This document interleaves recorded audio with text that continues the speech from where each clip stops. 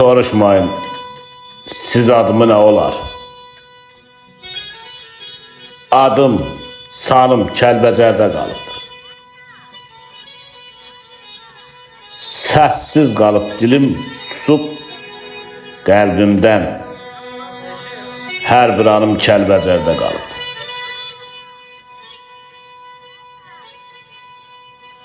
O dağların qoynu yurdum olubdur. Yalqız qalan günlərim də solubdur. Qüssə, kədər ürəyimdə dolubdur. Şöhrət şanım Kəlbəcərdə qalıbdır. Ürəyimə dəyib həsrət yarası, saralıbdır gözlərimin qarası. O baş tacım, o qəlbimin parası, coşan qanım Kəlbəcərdə qalıbdır.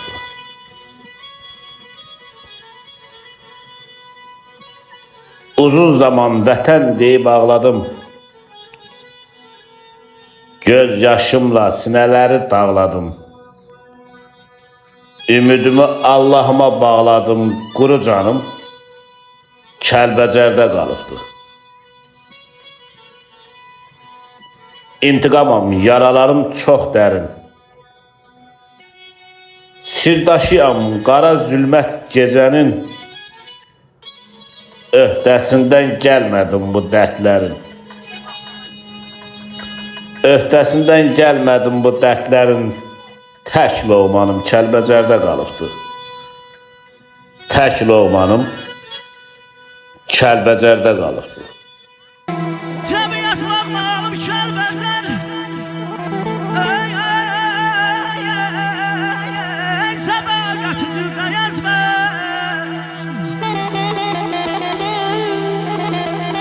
Sirəkə katibən təfər yamazda bitməyim gəlir, vətənə getməyim gəlir.